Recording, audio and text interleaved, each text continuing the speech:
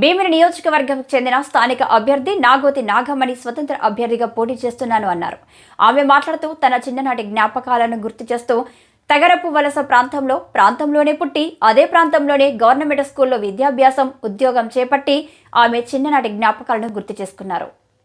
పద్మనాభంలో శ్రీ స్వామిని ఆశీస్సులు తీసుకుని ఈ నియోజకవర్గం పట్ల సమస్యల గురించి అవగాహన ఉందని, అన్ని రంగాల్లోనూ అభివృద్ధి చేపడతామని అన్నారు.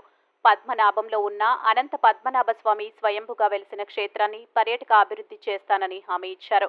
పద్మనాభం మండలంలో పుట్టిన వంటి అల్లూరి సీతారామరాజు పాండురంగి గ్రామంను అభివృద్ధి చేసి అక్కడ బ్రిడ్జ్ సమస్య నెరవేరుస్తానని హామీ ఇచ్చారు. తనకు రాజకీయ బ్యాక్గ్రౌండ్ లేదని, ప్రజాసేవ చేయడానికి వస్తున్నానని, తనను ఎమ్మెల్యేగా ఒక్క అవకాశం ఇమ్మని, ప్రజలు సేవ చెయ్యాలని నా చిన్ననాటి కళ అని విలేకరుల సమావేశంలో తెలిపారు.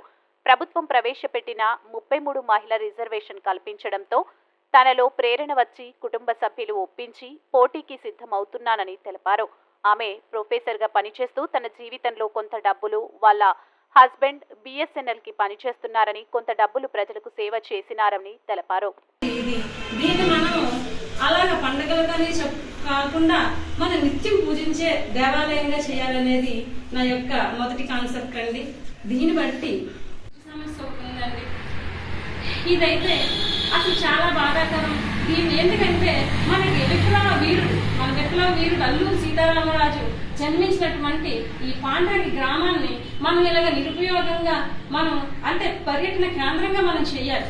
నిరుపయోగంగా మనం ఉంచడానికి లేదు. ఎందుకంటే ముందు మనందరికీ చాలా అవేర్నెస్ తెచ్చుకోవాలి. ఎవరో వస్తారు, ఏదో చేస్తారని మనం ఎంతకాలం ఎదురు చూస్తూ డెవలపింగ్ కంట్రీగానే చూస్తున్నాం, కానీ డెవలప్డ్ కంట్రీగా మనం ఎప్పుడు చేసుకుంటాం అనే కాన్సెప్ట్తో నేను వస్తున్నాను ముందుకు. నాతో పాటు మీరందరూ రండి, నాకు సహకరించండి, మనందరం కలిసి అధికారం తీసుకుందాం, మనందరం కలిసి అభివృద్ధి చేద్దాం, ఇదే మన ధ్యేయంగా ముందుకు వెళ్దాం రానున్న రోజుల్లో అని మీకు వాగ్దానం నేను చేస్తూ నాతో రమ్మంటున్నాను. నేను కొత్తగా వచ్చిన ఎమ్మెల్యేని గెలిపించమంటున్నాను.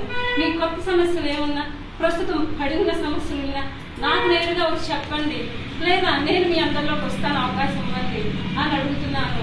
ఇందు నిమిత్తమై అల్లూరి సీతారామరాజు గారి జన్మించినటువంటి ఈ 1898లో జూలైలో ఇవి జన్మించారు.